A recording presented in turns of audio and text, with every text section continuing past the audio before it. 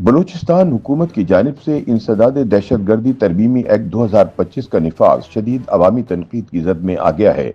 حکومت ترمیمی قانون کو لاپتہ افراد کے مسئلے کا مستقل اور قانونی حل قرار دے رہی ہے، جبکہ انسانی حقوق کے کارکنوں، آئینی ماہرین اور لاپتہ افراد کے لواحقین کا کہنا ہے کہ یہ ایکٹ آئین کے بنیادی انسانی حقوق سے متصادم ہے، جس کے نتیجے میں جبری گمشدگیوں کا مسئلہ ختم ہونے کی بجائے مزید سنگین ہو جائے گا۔ حال ہی میں وزیر اعلیٰ بلوچستان میر سرفراز بگٹی نے صوبائی کابینہ کے 22ویں اجلاس سے خطاب کرتے ہوئے یہ اعلان کیا کہ 1 فروری کے بعد بلوچستان میں مسنگ پرسنز کا مسئلہ ختم ہو جائے گا۔ انہوں نے بتایا کہ انسداد دہشت گردی ترمیمی ایکٹ 2025 کے تحت صوبے میں ایسے خصوصی حراستی مراکز قائم کیے جائیں گے جہاں ان افراد کو رکھا جائے گا جن پر دہشت گردی، کالعدم تنظیموں سے روابط، سیکورٹی فورسز پر حملوں، بم دھماکوں، ٹارگٹ کلنگ، اغوا برائے تاوان، بھتہ خوری یا ریاست مخالف سرگرمیوں میں ملوث ہونے کا شبہ ہوگا۔ اس قانون کے تحت مجاز حکام کو یہ اختیار حاصل ہوگا کہ وہ کسی بھی مشتبہ شخص کو 90 دن پروینٹیو ڈیٹینشن میں رکھ سکیں،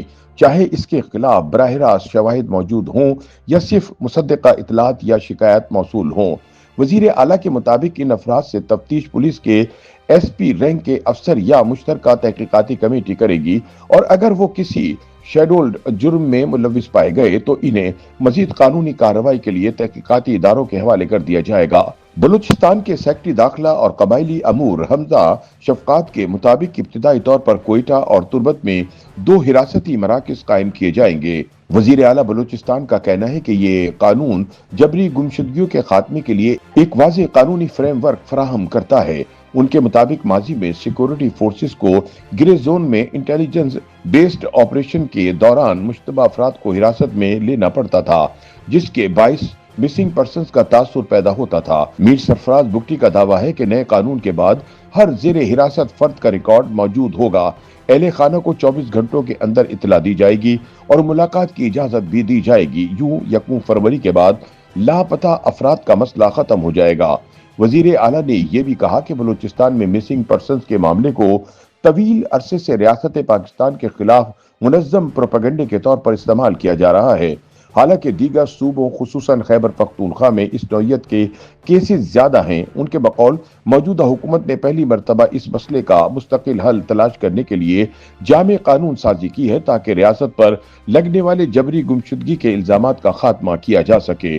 تاہم دوسری جانب voice for Baloch missing persons, انسانی حقوق کے کارکنوں اور آئینی ماہرین نے ان دعووں کو شکوک و شبہات کی نظر سے دیکھا ہے۔ تنظیم کے چیئرمین نصر اللہ بلوچ کا کہنا ہے کہ ماضی میں بھی 2014 میں اسی نوعیت کی ترامیم کی گئیں، مگر عملی طور پر نہ تو جبری گمشدگیاں رکیں اور نہ ہی متاثرہ خاندانوں کو انصاف ملا۔ ان کے مطابق خدشہ ہے کہ طاقتور ادارے ان قوانین کو نظر انداز کر کے پہلے کی طرح ماورائے قانون اقدامات جاری رکھیں گے۔ نصر اللہ بلوچ نے الزام عائد کیا کہ ماضی میں لاپتہ کیے گئے افراد کو عدالت میں پیش کرنے کی بجائے بعض کیسز میں مبینہ طور پر ان کی لاشیں ملیں، جس سے ریاستی دعووں پر عوام کا اعتماد مزید مجروح ہوا۔ ان کا کہنا تھا کہ موجودہ حالات میں یہ خدشہ بھی ہے کہ پرامن سیاسی کارکنوں اور احتجاج کرنے والوں کو اس قانون کے تحت اٹھا کر حراستی مراکز میں رکھا جائے تاکہ ان کی سیاسی سرگرمیوں کو دبایا جا سکے۔ لاپتہ افراد کے کیسز کی پیروی کرنے والے